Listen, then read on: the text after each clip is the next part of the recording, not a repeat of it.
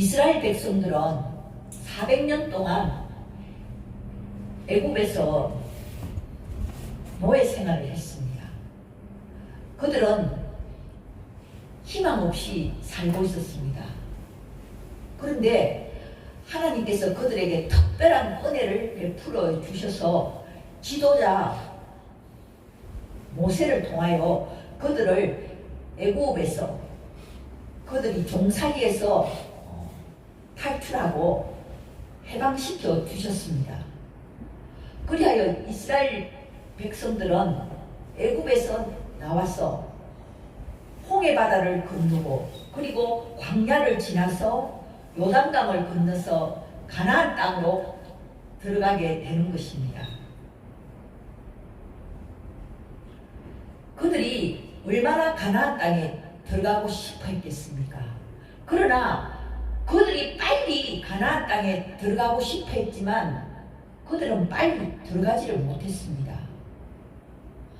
보름 정도면은 갈 수 있는 그 거리를 하나님께서는 이스라엘 백성들로 하여금 40년 동안 광야에서 그들을 방황하도록 하셨습니다. 왜 그랬을까요?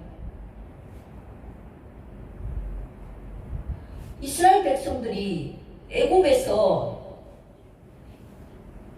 해방이 되어서 정치적으로나 지리적으로는 애굽에서 벗어났지만 그렇지만 그들은 정신적으로 그리고 의식적으로 종교적으로 그들이 생활 가운데서는 여전히 애굽에서 노예살이를 하는 것처럼 노예 근성을 가지고 있었고 그리고 우상을 섬기고 있었고 그들의 생활 가운데서 그들이 하나님을 섬기지 못했다는 것입니다.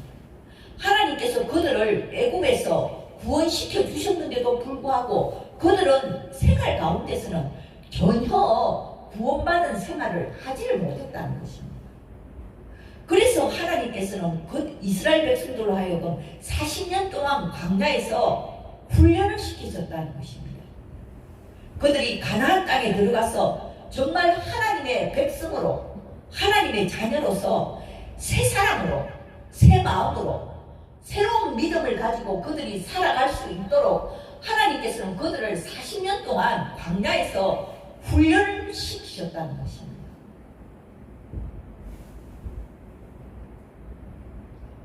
이제 오랜 세월이 지나서 지도자인 모세가 죽고 이제 후계자인 여호수아를 통해서 이스라엘 백성들은 이제 가나안 땅으로 들어가게 됩니다. 이 이스라엘 백성들이 얼마나 기쁘고 감격했겠습니까? 이스라엘 백성들이 가나안 땅으로 들어가게 된 것은 뭐 그들이 훈련된 군사도 아니요 또한 그 이스라엘 백성들이 훌륭한 무슨 전략이 있어서 가나안 땅을 차지하게 된 것은 결코 아닙니다. 오직 이스라엘 백성들은 하나님의 그 약속의 말씀, 내가 너희들에게 가나안 땅을 주겠다는 그 오로지 그 약속의 말씀만 믿고 이스라엘 백성들은 하나님 말씀에 순종했을 따름입니다. 요단강을 건너는 것도 오로지 하나님의 그 법궤만을 앞세우고 그들이 요단강을 건넜을 때 요단강이 갈라졌다는 것입니다. 또한 가나안 땅에 들어갔을 때 가장 큰 난공불락의 성이 바로 여리고성이었습니다. 그런데 그 여리고성을 함락시킬 때 이스라엘 백성들은 전혀 총칼로 전쟁을 치르지 않았습니다. 오직 하나님의 명령, 여리고성을 7바퀴 돌아라. 7일째 되는 날 너희들이 7바퀴 돌 때 자연적으로 그 성이 무너지리라. 오로지 그 하나님의 말씀만 믿고 그들은 여리고성을 7바퀴 돌아서 따르는 것입니다. 그렇게 했을 때 여리고성이 무너졌다는 것입니다. 이제 여리고성을 함락시키고 이제는 조그만 아이성에 이제 전투를 하게 됩니다. 오늘 이 본문의 말씀은 아이성의 전투를 이제 하게 되었다는, 이 아이성은 여리고 성에 비해서 조그만 성에 불과합니다. 그래서 이스라엘 백성들은 뭐 여리고 성도 무너뜨렸는데 아이성쯤이야 이렇게 가볍게 생각하면서 2, 3천 명만 이스라엘 그 군사들이 가서 이제 전쟁을 치르게 됩니다. 그런데 예상대로 아이성 전투에서는 실패를 했다는 것입니다. 이스라엘 백성들 36명이 사상자를 내고 이스라엘 그 군사들이 혼비백산하여 도망을 갔다는 것입니다. 이스라엘 백성들이 아이성의 전투에서 패배했다는 그 소식을 듣고 이스라엘 백성들은 두려움과 공포에 이제 떨게 되는 것입니다. 아니, 하나님께서 가나안 땅으로 들어가라. 그리고 거기서 전쟁을 치러라. 하나님의 명령을 붙잡고 전투를 했는데 졌다는 것이에요. 이것은 하나님이 함께 하시는 전쟁인데 왜 우리가 졌단 말인가? 이스라엘 백성들은 큰 충격을 받았다는 거예요. 이제 아이성 전투에서 이스라엘 백성들이 패배했다, 도망갔다는 이 소문이 가나안 땅에 퍼지기만 하면은 가나안의 일곱 족속이 모두 다 연합을 해서 이스라엘 백성들에게 쳐들어오면 이스라엘 백성들은 이제 멸망할 수밖에 없는 것입니다. 그래서 오늘 이 본문의 이 말씀을 보면 여호수아가 이제 지도자가 여호수아죠. 이 여호수아가 옷을 찢었다는 것입니다. 옷을 찢고 머리에 티끌을 덮어쓰고 땅에 엎드려서 통곡을 했다는 것입니다. 하나님 왜 이러십니까? 하나님 우리가 어떻게 하라고 우리를 이렇게 패배하게 하십니까? 여호수아는 여리고성을 함락시켜 주신 그 하나님의 그 은혜조차 이제 원망으로 바뀌는 것입니다. 차라리 우리가 요단 저편에서 살았더라면 좋았을 걸, 이 가나안 땅으로 들어오지 않았더라면 차라리 좋았을 걸, 이렇게 여호수아가 하나님 앞에 엎드려서 기도를 하기는 하는데 원망 섞인 호소를 하는 것입니다. 왜 우리를 하나님 이제 우리가 어쩌란 말입니까? 이렇게 하나님을 향하여 원망을 하는 것입니다. 이때 하나님께서는 여호수아에게 말씀하십니다. 일어나라. 어찌하여 엎드려 있느냐? 어찌하여? 아니 지금 여호수아가 기도를 하기는 하는데 하나님께서는 일어나라고 말씀하셨고, 너 왜 엎드려 있느냐? 하나님께서 이 여호수아의 이 기도가 잘못됐다는 거예요. 너 왜 원망 섞인 그런 기도를 하느냐? 여러분, 우리가 기도할 때 절대로 하나님 앞에 원망하는 그런 기도를 드려서는 안 된다는 거예요. 아무것도 염려하지 말고 오직 감사함으로 너희 구할 것을 하나님께 아뢰라. 우리가 기도할 때는 감사하는 마음으로 해야 돼요. 그리고 하나님께서는 반드시 나의 기도를 들어주실 것이다. 그런 믿음을 가지고 기도를 해야지 원망 섞인 기도, 하나님 왜 이러십니까? 이렇게 하나님 앞에 대드는 원망 섞인 그런 기도를 하나님께서 책망하신다는 것입니다. 오늘 본문에 이 여호수아가 아이성 전투에서 실패하고 나니까, 패전하고 나니까 하나님 앞에 대드는 원망 섞인 그런 기도를 하고 있다는 것입니다. 그러나 이렇게 실패하고 전쟁에 패배했을 때 그때도 우리는 하나님께서 이 실패와 이 패전을 통해서 하나님께서 말씀하시고 있다는 것을 우리는 알아야 합니다. 실패나 좌절을 통해서도 하나님께서 우리에게 요구하시는 바가 있다는 것을 우리는 알아야 한다는 것입니다. 오늘 이 본문 이스라엘 백성이 아이성 전투에서 실패함으로써 하나님께서 무엇을 말씀하시나 그 말씀을 한번 살펴보도록 하겠습니다. 첫째는 하나님께서는 그들로 하여금, 이스라엘 백성들로 하여금 깊은 탄식을 하게 한다는 것입니다. 지금 요수아가 하나님 앞에 탄식을 합니다. 하나님, 어떻게 이렇게 되었습니까? 사도 바울은 고린도후서 7장 10절에서 말씀하시기를 하나님의 뜻대로 하는 근심은 후회할 것이 없는 구원에 이르게 하고 회개를 이루는 것이다. 우리가 하나님의 뜻대로 살기 위해서 근심하는 때가 있습니다. 그 근심은 우리로 하여금 구원에 이르게 하고 회개에 이르게 한다는 것입니다. 그래서 하나님의 뜻대로 하는 이 근심은 때때로 우리에게 필요하다는 것입니다.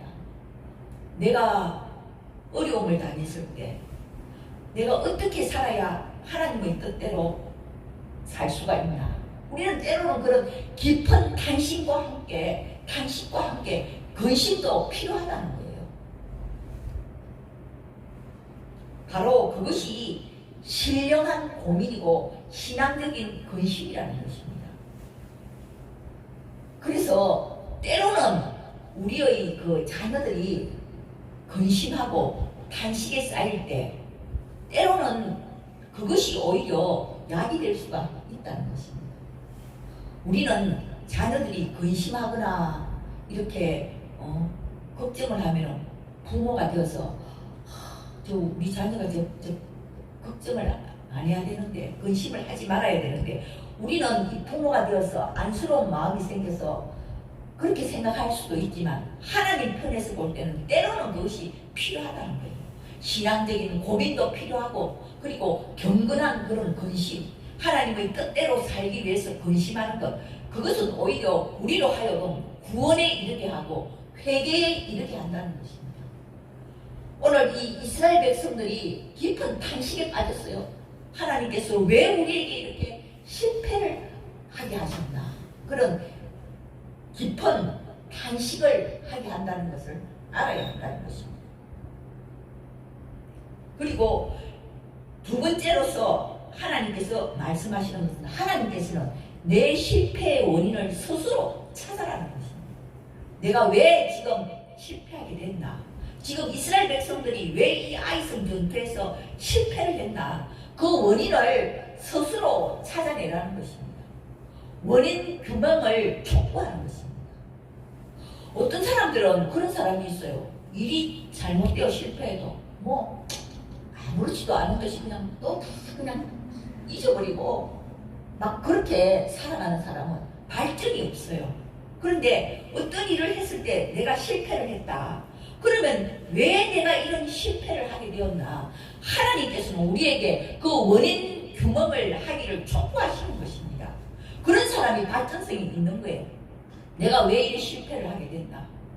그러한 여러 가지 문제를 찾아보는 거예요. 내가 정신적으로 어떤 문제가 있나? 그리고 내가 경제적으로 내가 또한 어떤 문제가 있나? 그런 원인 규명을 촉구하는 것, 그게 바로 하나님의 뜻이라는 것입니다. 그런 여러 가지 문제를 원인을 찾아보면서 그리고 마지막으로는 도덕적인 문제, 종교적인 문제 거기까지 도달해야 된다는 것입니다. 과연 하나님과 나와의 관계에 있어서 내가 잘못된 것이 없는가? 내 신앙은 올바른가? 그런 원인 규명을 하기를 하나님께서는 원하신다는 것입니다. 오늘 이 여호수아는 원인 규명, 원인을 찾을 생각은 하지 않고 그저 하나님 앞에 원망 섞인 호소만 하는 거예요. 하나님 왜 이러십니까? 우리는 어찌하란 말입니까? 왜 우리를 이 요단강을 건너와서 가나안 땅에 살게 하셨습니까? 차라리 요단강 건너에서 차라리 살았더라면 좋았을 것을요. 이렇게 과거를 돌아보면서 여호수아는 원인을 찾을 생각을 하지 않고 있는 거예요. 그래서 하나님께서는 왜 이러고 있느냐? 왜 엎드려 있느냐? 일어나라. 이렇게 여호수아를 책망하시는 것입니다. 그래서 하나님께서는 우리가 인생을 살아가면서 실패했을 때 그 원인 규명을 찾는 거기를 원인 규명을 촉구하기를 하나님께서는 원하신다는 것입니다. 내가 지금 어려운 일에 봉착했다. 그 원인이 어디에 있는가? 곰곰이 생각해보고 그리고 나의 종교, 나의 신앙가에는 문제가 없는가?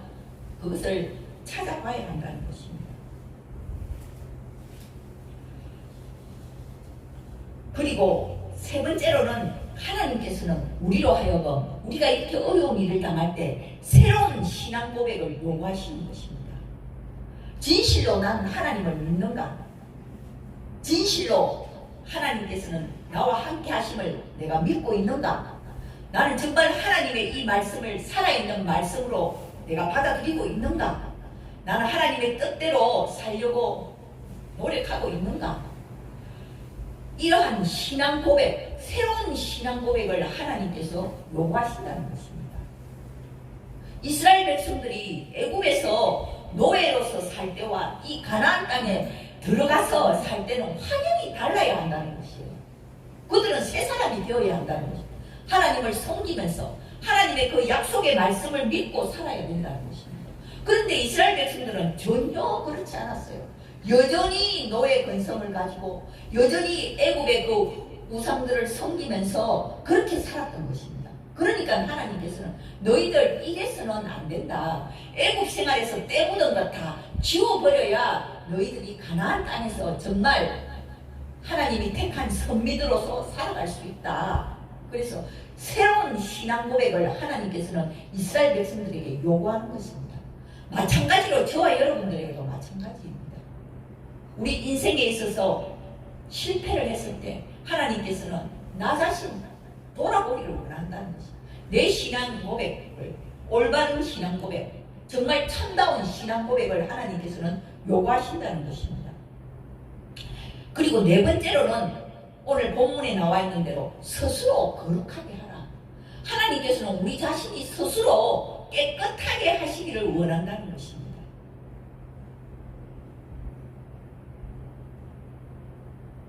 교만한 사람, 명예욕이 강한 사람, 욕심이 많은 사람, 이기적인 사람, 이러한 사람들을 하나님께서는 큰 사건을 통해서 스스로 그들이 온유해지고 겸손해지도록 만들어 가시는 것입니다.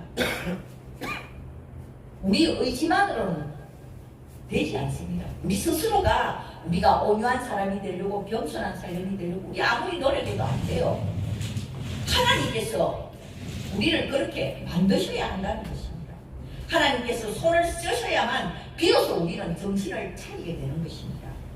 오늘 본문을 보면은 하나님께서는 여호수아가 엎드려서 절망하고 있습니다. 오늘 내가 이렇게 아이성 전투에서 실패했으니까 이제 나에게는 내일은 없다. 여호수아가 이렇게 절망하고 있을 때 하나님께서는 여호수아에게 말씀하십니다. 스스로 거룩하게 하고 내일을 기다려라. 내일을 기다려라. 내일이 있다는 것입니다. 밝은 미래가 있다는 것입니다. 여러분, 우리가 지금 이 팬데믹 이 상황 속에서 이 코로나가 언제 끝날지 정말 암울하지요. 그러나 3월달이 되면 오미크론이 온 세계에 다 퍼져서 3월 말 되면 코로나가 종식될 것이다. 그런 뉴스가 나오더라고요. 어쩌면 3월 말이 되면 이 코로나가 종식될지도 모른다. 그것이 바로 우리에게는 얼마나 희망적인 그런 소식입니까? 내일이 있다는 것, 나에게 밝은 미래가 있다면 오늘의 이 고생 아무 문제가 되지 않는다는 것입니다. 하나님께서는 절망하고 오늘의 실패 때문에 내일까지 절망하고 있는 이 여호수아에게 내일을 기다려라. 내일을 기다려라. 단지 너희들은 스스로 깨끗하게 되라는 것입니다. 너희가 스스로 회개하고 깨끗하게 되면은 하나님께서는 밝은 미래를, 밝은 내일을 주실 것이다. 그러니까 내일을 기다리라고 말씀하시는 것입니다. 사실 이 이스라엘 백성들이 아이성 전투에서 실패하게 된 것은 그 원인이 오늘 본문에 10장 1절에 나오죠. 아간의 범죄 때문에. 그 이스라엘 백성 가운데 아간이라는 그 한 사람의 범죄 때문에 실패하게 되었다는 것입니다. 이 아간의 죄를 살펴보면 첫째가 탐심이 많았다는 거예요. 하나님께서는 아이성과의 그 전투를 할 때 하나님께서 전리품은 전부 다 불태워라고 했어요. 가깝다고 그거 생각하지 말고 경제적인 논리를 생각해서 나중에 저것을 불태우지 않고 남겨놓으면 나에게 나중에 행복을 가져다 줄 텐데 그렇게 생각하지 말라는 것이다. 왜냐하면 하나님의 일, 하나님이 함께 하시는 전쟁은 거룩한 전쟁이기 때문에 무조건 하나님의 말씀을 믿고 순종해야 되는 것입니다.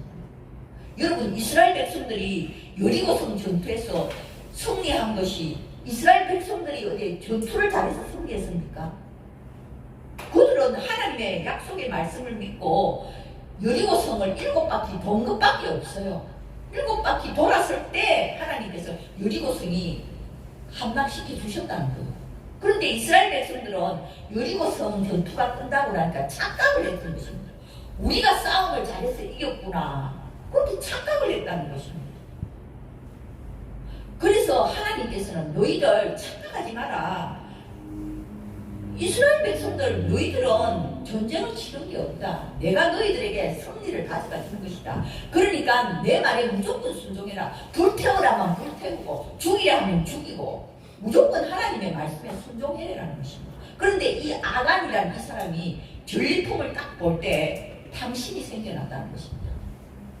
이 아간이 숨긴 이 전리품을 보면 외투 한 벌이에요. 외투. 우리 요즘은 외투가 별것 아니지만 이 당시에는 외투는 그 집안의 갑옷이랑 마찬가지예요. 대대로 물려 내려오는 그런 갑옷과 같이 귀한 가치를 가지고 있는 게 바로 이 외투였어요. 그래서 이 아간이 그 외투를 보는 순간 탐심이 생겼다. 탐이 났다는 거예요. 그래서 외투 한 벌과 은 200세겔과 금덩어리를 보니까 또 욕심이 생겨서 이 세 개를 감추었다는 것입니다. 여러분, 탐심은 무서운 죄입니다. 그래서 사도 바울은 탐심은 우상 숭배라고 말씀하고 있어요. 여러분, 우리가 견물생심이라고 보면은 욕심이 생겨나잖아요. 우리 인간의 마음은 그래요.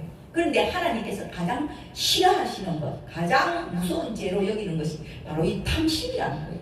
욕심이라는 것입니다. 욕심이 잉태한 적 죄를 낳고 죄가 장성한 적 사망을 낳느니라. 이 아간의 범죄 세 가지, 탐심이 있었다는 거예요. 욕심이 많았다는 거예요. 그리고 이 아간은 이기적인 생각에 빠졌다는 것이고, 나 혼자 잘 살면 된다. 뭐 나라와 민족은 어떻게 되든지 말든지 나 혼자 잘 먹고 잘 살면 된다. 이 이기주의가 바로 망하겠다는 것입니다. 탐심의 죄는, 이 아간의 죄는 탐심과 이기주의와 그리고 숨겼다는 거예요. 아간도 양심이 있는지라 들킬까봐 땅속에 숨겼다는 거예요. 여러분, 숨긴다고 해서 사람들은 모를지 모르지만 하나님께서는 다 들춰내는 것입니다. 하나님께서 들춰내셔서 심판하시기 전에 우리는 내 스스로가 나를 다 들춰내야 돼요.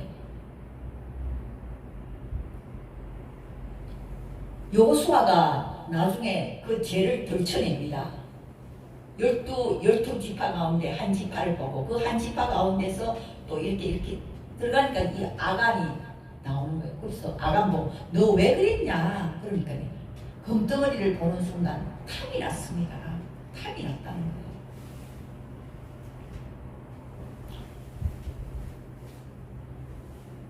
이 아간의 죄, 이 아간적인 이 죄, 이것을 우리는 깊이 생각해야 됩니다.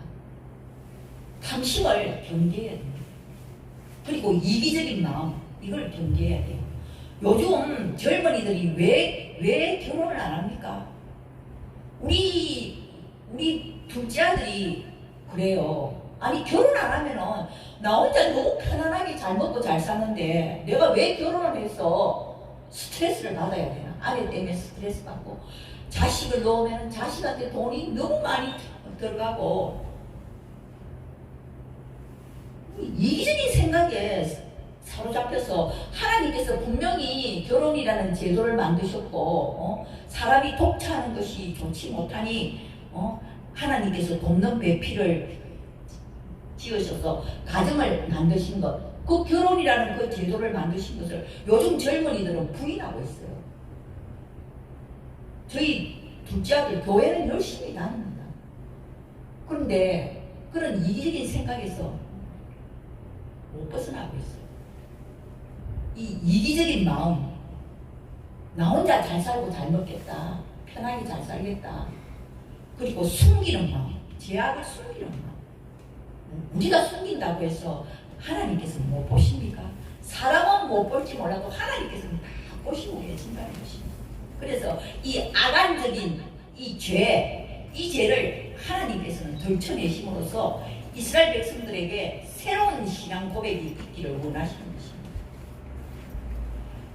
제가 최근에 저희 가까운 제 아는 목사님이 돌아가셨어요.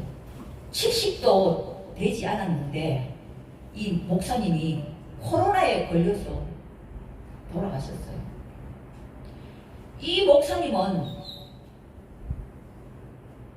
처음에는 영수학원을 시작했어요. 부산에서 영수학원을 하면서 굉장히 인기를 많이 끌어서 돈을 많이 벌었어요.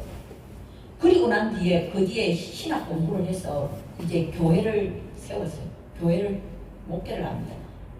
근데 이 목회를 하다 보니까 돈에 대한 이 욕심이 생기는 거예요. 그래서 요양원을 세웠어요. 요양원을 해보니까 돈이 잘 들어오거든요. 그러니까 요양원을 하나 더 세웠어요. 그리고 교회도 대출을 해서 더 크게 정착을 했어요. 그러다가 이 요양원 2개를 경영하면서 교회 목회를 하랴 너무 바쁜 거예요. 그러다가 폐렴에 걸렸어요. 폐렴에 걸려서 백신을 못 맞으니까 코로나에 걸려서 어느 날 갑자기 죽어버렸어요. 저는 그걸 보면서 이런 것을 느꼈어요. 목회하면서 성도수가 많든 적든 내게 주신 그 하나님이 보내주신 그 성도에 만족하고 기쁨으로 목회해야지. 너무 욕심을 많이 내고 하는 것은 하나님이 싫어하신다. 그런 생각이 들었어요. 그래서 이 하나님께서는 우리가 하나님께서 주신 그 분복, 하나님께서 내게 주신 그 복에 우리가 만족하면서 성실하게 살기를 원하시는 것입니다. 이 두 목사님들은 좋은 말로 하면 너무 열정적이죠. 너무 부지런하죠. 목회하면서 요양은 또 2개씩 막 경영을 하고 참 처음에는 참 대단하다 했어요. 그 목사님이 다름이 아니고 저희 동생의 사돈이었어요. 저희 동생 남편의 사돈이에요. 그런데 그렇게 갑자기 막 평소에 막 건강하다고 했어요. 근데 갑자기 그렇게 죽는 것을 보면서 이 사람이 자기 분수를 알아야지. 너무 욕심을 내고 탐심을 내면 안 되는구나. 하나님이 가장 싫어하시는 죄가 탐심이고 욕심이에요. 여러분, 우리가 뭐 돈이 많다고 해서 밥을 4끼를 먹습니까? 5끼를 먹습니까? 저는 제가 시집을 이렇게 딱 오니까 우리 큰 집에 제일 큰 아주버님이 참 욕심이 없으신 분이에요. 항상 소식하시고 욕심이 없으시고 우리 아주버님이 늘 하시는 그 말씀이 있어요. 부자는 밥을 4끼를 먹습니까? 5끼를 먹습니까? 그렇잖아요. 우리가 다 먹자고 잘 먹자고 우리가 이렇게 돈을 벌고 그러는데 너무 욕심을 부리지 말라는 것입니다. 오늘 이 이스라엘 백성들, 이 아간이라는 이 사람의 탐심, 욕심, 그 죄로 인하여 이스라엘 백성 전체가 패전을 하고 절망을 하는 그런 위기에 잠겼다는 것입니다. 그러나 하나님께서 그렇게 엎드려서 절망하고 있지 말고 스스로 깨끗하게 하고 원인을 규명하고 그렇게 해서 내일을 기다리라는 것입니다. 하나님께서는 언제나 우리가 회개하고 돌아오면은 밝은 미래를 주시고 복을 주시는 하나님이신 것입니다. 사실 스스로 거룩하게 하여 내일을 기다리라. 이 말씀을 우리가 뒤집어서 생각해 보면은 우리가 할 일은 뭐냐? 우리 스스로를 깨끗하게 하기만 하면 된다는 것입니다. 그러면 하나님께서 내일을 주신다는 것입니다. 오히려 하나님은 우리가 깨끗해지기를 기다리고 있는 분이십니다. 우리가 하나님의 말씀으로 깨끗하여지고 정말 스스로 이렇게 거룩하게 살려고 애를 쓰면은 하나님께서는 늘 우리가 그렇게 되기를 기다리고 있는 분이라는 것입니다. 오늘 본문의 말씀에 스스로 거룩하게 하여 내일을 기다려라. 우리가 이 코로나 이 팬데믹 상황 속에서 때로는 답답하고 희망이 없이 살아가고 있지만 하나님께서는 말씀 스스로 거룩하게 하여 내일을 기다려라. 하나님은 우리들에게 밝은 미래를 주시겠다고 약속하십니다. 저와 여러분들 날마다 하나님의 말씀으로 깨끗하여지고 또 기도함으로써 자신을 돌아보고 회개하여 늘 스스로 거룩하게 하는 그런 사람이 될 수 있기를 바랍니다. 아멘.